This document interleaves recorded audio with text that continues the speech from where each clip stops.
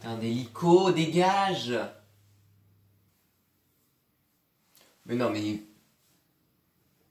Je peux entendre l'océan, sûrement le film le plus décrié du studio, quand il est pas carrément oublié ou volontairement exclu de la liste par son statut de téléfilm. J'en profite du coup pour préciser que comme je compte les téléfilms dans cette liste de films à faire en rétrospective, je parlerai aussi d'Aya et la sorcière quand il sortira. Les courts-métrages, je sais pas. Pas qu'ils m'intéressent pas, hein, j'ai déjà prévu de tous les voir de toute façon, c'est juste que je sais pas si j'en parlerai en vidéo. Sorti en 1993, c'est cette fois-ci un film de Tomomi Mochizuki, et je m'arrête encore, mais je connaissais déjà ce mec sans le savoir pour avoir touché à énormément de trucs cultes dans les années 80. Déjà, il a fait de l'animation pour les plus emblématiques Magical Girl et School Life de l'époque, mais ça à la limite on s'en fout parce qu'il a surtout storyboardé des épisodes d'adaptation des mangas de Rumiko Takahashi. Avec déjà Lamu en 85 et Maison Ikoku en 87, mais surtout il a réalisé certains des meilleurs épisodes des premières saisons de Ranma 1/2. Ah ouais, et pour les animix, il a aussi fait du Code Geass, le seul épisode potable de Deadman Wonderland et du Idolmaster, autant dire que je m'en beurre l'arrêt. Et vraiment, si vous voulez lire des shoujo intéressants, intelligents, bien écrits, avec de la baston et qui sont souvent à crever de rire, mais lisez les mangas de Rumiko Takahashi. En plus, ils sont réédités en France depuis peu, donc vous avez aucune excuse. Et ça n'a aucun rapport avec le film. Le film, oui, donc c'est une adaptation d'un roman que je connais pas et c'est le premier et dernier que fera Mochizuki pour le studio. Durant les années 90 dans la ville de Kochi, Taku Morisaki et son ami Yutaka Matsuno, deux lycéens incertains de leur avenir, font la rencontre de Rikako Muto, une nouvelle élève venue de Tokyo. Yutaka tombe immédiatement sous son charme et s'en suivra l'histoire de ce petit groupe durant leurs dernières années scolaires avant le diplôme. C'était sympa. Alors, on va évacuer l'éléphant dans la pièce tout de suite, je sais que c'est le moins apprécié des Ghibli, et vu que j'ai pas envie de me concentrer sur les critiques débiles, on va faire simple. Non, un film qui se veut moins ambitieux, plus réaliste et sans fantastique n'est pas automatiquement moins bon qu'un blockbuster dystopique ou fantastique. Non, c'est pas parce que Mochizuki a fait ce film pour le studio de Miyazaki et Takahata qu'il doit raconter de la même façon qu'eux. Et non, c'est pas parce que c'est un téléfilm qui a en partie été fait par un autre studio qu'il est moins légitime que les classiques de la firme. Sérieux, j'en ai marre d'entendre les soi-disant vrais fans de Ghibli chier sur ce film et d'autres dans son genre parce qu'ils sont pas pareils que leur Princesse Mononoke ou autre voyage de Chihiro. De la part de gens incapables d'apprécier une ambiance qui n'est pas surdramatique ou avec des thèmes d'heroic fantasy. Il se passe rien, je vois pas d'elfes et d'explosions, mais allez mourir, putain. Je sais que je suis gratuitement méchant, mais sérieux, lire les avis des gens sur le film m'a retourné le cerveau. Y'en a pas un qui le compare pas à un Miyazaki ou un Takahata, alors que bordel, Ghibli c'est pas une secte dédiée à leur gloire. C'est un studio qui sert à donner des sous pour faire des films, et s'ils ont des projets qui n'impliquent pas ces deux-là, je vois pas en quoi ça en fait pas des vrais Ghibli. Oui, j'ai vraiment lu des gens employer ce terme, et c'est pour ça que je rage. Bon, mais maintenant il y a aussi le cas de ceux qui ont conscience de ça et qui ne se servent pas de ce genre d'argument pour mettre le film à part, mais qui n'aiment quand même pas trop le film. Dans ce cas-là, welcome in my world, on va pouvoir en discuter. Bon, du coup, commençons par le commencement. Je trouve l'intro du film très agréable. Si on passe ce flash-forward très peu subtil et sans véritable intérêt qui place le film comme un souvenir dès le début alors que la fin aurait suffi. Avec en plus les transitions les plus moches du monde, quoi. Je suis pas hyper fan de ces accroches genre 3 semaines plus tôt. Vous voyez, je pense qu'une histoire doit commencer à son début.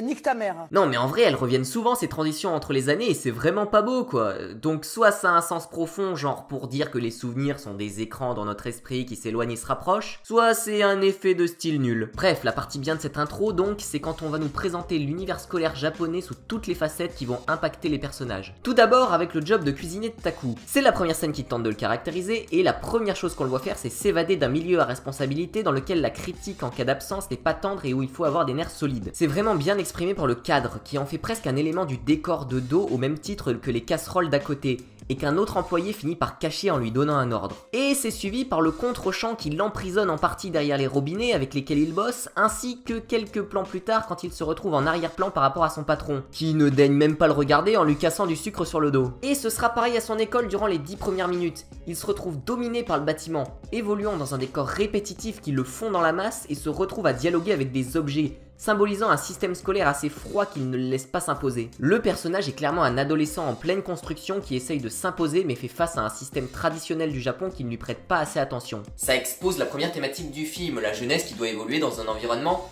vieux. J'ai fait des guillemets avec mes doigts, je suis un connard. Thème qui reviendra à plusieurs moments quand les personnages ressentiront un certain mal-être face à des situations trop complexes et demandant trop de maturité pour eux. Typiquement des situations engendrées par des adultes, comme le voyage à Hawaï annulé ou quand Rikako apprend que son père divorcé voit une autre femme. Et d'ailleurs, il y a une autre critique assez répandue qui consiste à dire que les thématiques et sujets du film ne vont nulle part et n'ont aucune conclusion. C'est pas faux, mais c'est pas un problème pour une raison qu'on verra plus tard. Entre temps, on découvre aussi Yutaka, une sorte d'intello pote avec notre héros, mais qu'on distance pas mal de celui-ci au point où ils peuvent ne pas partager leur place dans le champ en même temps sans que ça ne les dérange. L'un étant plus calme et réfléchi et l'autre ayant moins tendance à cacher ses émotions, mais ce qui les réunit, c'est leur tendance à être tournés vers l'avenir, même s'ils le savent incertain. J'aime bien ce duo et je trouve dommage de ne pas les voir partager plus de moments parce que le film arrive très bien à introduire leur amitié et à la placer au milieu de toutes les péripéties. Et vu que les seules fois où ils dialoguent vraiment de cœur à cœur, c'est quand le scénario a besoin d'avancer, c'est vraiment dommage. Surtout que voilà quoi, la principale qualité du film c'est son ambiance, que ce soit sur les décors, l'animation, la longueur des plans, la longueur des scènes. Le film est vachement reposant parce qu'il prend son temps pour ses personnages, ses situations et son intrigue. Et on en revient au principal reproche des gens. C'est pas parce que c'est pas aussi dense et millimétré qu'un château dans le ciel ou qu'un Nausicaa que c'est pas intéressant et qu'il se passe rien. Et j'insiste parce que Je peux entendre l'océan raconte en réalité pas mal de choses. Ça parle déjà de cette amitié entre deux ados qui se construit durant une période instable de leur vie, que ce soit sentimentalement ou socialement. Mais aussi les dérives qu'ils peuvent emprunter, comme durant le voyage à Tokyo qui est un peu le cœur du film et durant lequel Rikako exorcise ses travers de bobo, ou comme à Hawaï quand Taku essaye d'être plus autoritaire à la façon des adultes qui ne le prennent pas au sérieux, mais où il en devient juste ridicule. Je pense même que le film essaye de témoigner une certaine critique du système d'éducation japonais, encore trop ancré dans les traditions à cette période, quitte à friser le ridicule. Ça se voit avec la sorte de rencontre des deux mondes qu'implique l'arrivée d'une fille de la grande ville dans les canaux reculés de Koshi. C'est assez loin de la simple romance mièvre et digne d'un téléfilm M6 du samedi après-midi qu'on m'avait vendu avant que je voie le film. Je trouve le film vraiment sous-coté, mais pas dans le sens où j'aimerais le voir rejoindre les plus hautes sphères Ghibli, d'être considéré au même niveau que les plus grands films du studio, mais voilà. Le film raconte une histoire intéressante avec un rythme qui ne décroît jamais vraiment, alors entendre de la bouche de plusieurs personnes que le film est chiant, mais sérieux quoi. À côté de ça, l'animation est vraiment bien. On est fin 90 mais le film reste sur des décors à l'encre sans aplat et ça renforce l'ambiance typique qu'il adopte. Parce qu'un dessin d'ordinateur peut être aussi beau qu'il veut, il te fera jamais ressentir une ambiance comprise par des mains capables de rendre chaque détail, même imparfait, unique. La musique, elle, est particulière. On aime ou on n'aime pas, perso j'ai encore le thème principal en tête et je serais bien incapable de développer vu que je suis une brêle en musique. Par contre, tant qu'on est sur la bande son...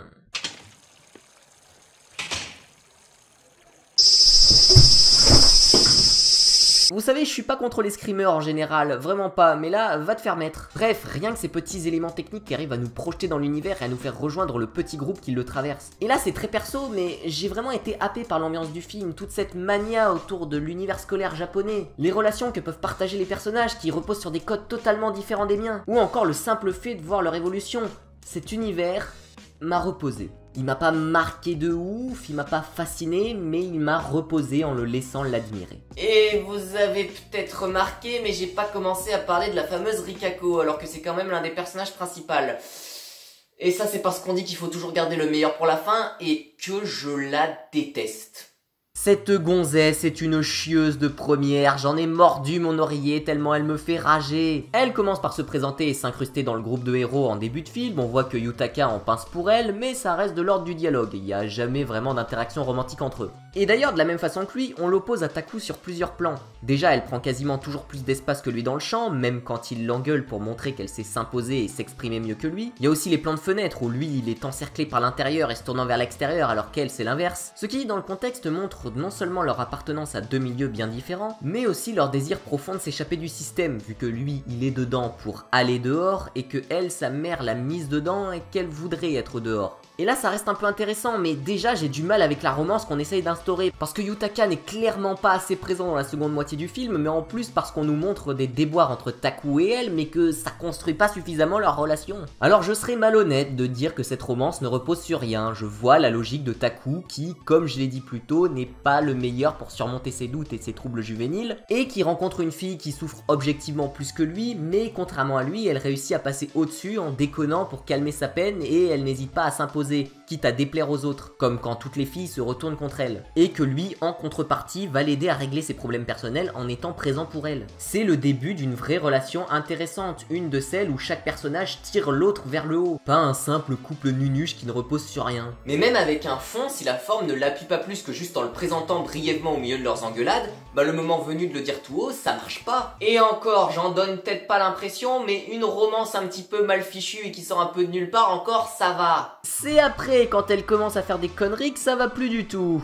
Donc je résume, elle veut voir son père à Tokyo après le divorce de ses parents. Donc elle emprunte de l'argent à Taku sans lui dire pourquoi, elle traîne sa seule amie de Koshi en lui disant à la dernière minute son plan alors qu'elles étaient censées partir ailleurs et que visiblement elle est très mal à l'aise à l'idée de mentir à leurs parents. Et quand notre héros vient sauver Madame Lunette, ce qui est clairement normal parce que si t'as pas envie de partir avec quelqu'un, ben t'es quand même pas obligé juste parce que c'est ta copine, et ben de son côté elle appuie bien sur le fait qu'elle a son cycle mensuel et aussi qu'elle a une maladie en faisant les gros yeux à Taku pour le faire culpabiliser, sachant en plus qu'il n'avait absolument rien à voir avec l'affaire et qu'il a pris la bonne décision. Et lui évidemment bonne poire, il la suit dans ses débilités absolument pas légitimes et donc il va à Tokyo. Et après évidemment elle vient chialer dans ses bras en apprenant le changement de paradigme de son père alors qu'il a toujours rien à voir avec cette histoire. Mais en plus elle lui pique le plumard qu'elle lui avait promis pour la suivre en ville et se permet en plus de râler le matin parce que oh là là t'es trop chiant de dormir dans la baignoire, j'en ai besoin. Connasse! Moi je t'aurais déjà noyé dedans 10 fois à ce stade. Et quand je parlais de son passif de bobo, c'est bien évidemment la scène cringe de ses morts où elle fait passer Taku pour son copain devant son ex-bourge à tête de con qui suce probablement plus du quarantenaire que de la midinette. Sans déconner, cette scène m'a donné des envies de Joker. Et par-dessus le marché, quand il rentre, elle fait mine d'aucune gratitude envers le pauvre pigeon qu'elle a fait casquer et traîner sur 780 km. Oui, j'ai vérifié, bien évidemment. Et en plus, elle l'envoie chier comme une connasse, lui et son pote, quand Yutaka révèle ses sentiments et quand Taku va lui dire en face que c'est une pute.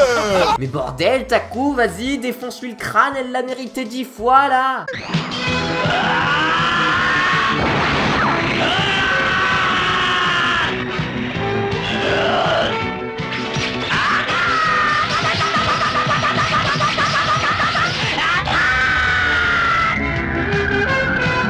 Hokuto, Hyakuretsuken. Ah, que ce son est doux à mes oreilles, vas-y, bouffe, espèce d'ingrate de merde, le retour du karma dans ta gueule. Et puis bon, je l'évoque pas parce que sinon la vidéo ferait 30 minutes de plus, mais elle a un côté faux girl power, strong independent woman qui fait la gueule au mec dès qu'elle est pas contente, et qui disparaît bien évidemment quand elle a besoin d'eux pour laisser place à une petite tête de chien battu, espèce de cagole. Je hais ce perso, à chaque fois qu'elle ouvre la bouche, j'ai envie de remettre cet extrait, crève en enfer, connasse. Bon, le film était sympa.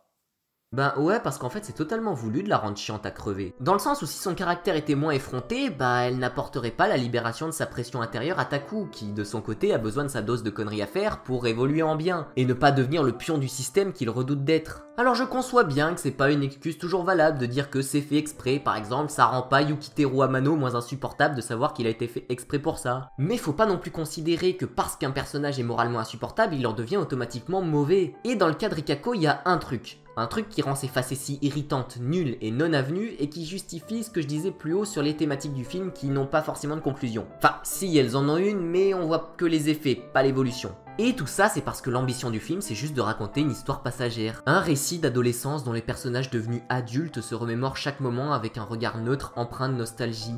Même les heures les moins glorieuses. Dès le départ, on assume que le film n'est pas un drame majeur ou un récit épique, mais le passé d'un jeune dynamique de Tokyo qui veut renouer une dernière fois avec. 1h10 de témoignages sans prétention, qui prend finalement les problématiques de la vie par lesquelles nous passons tous, sans forcément les élever vers un niveau philosophique supérieur, mais simplement pour nous inviter à en tirer profit, chacun à notre manière, guider les adolescents et faire se remémorer les moments les plus importants de leur vie aux adultes. Et ça, peu importe les tourments que nous traversons, car ils nous apportent eux-mêmes la force de les surmonter.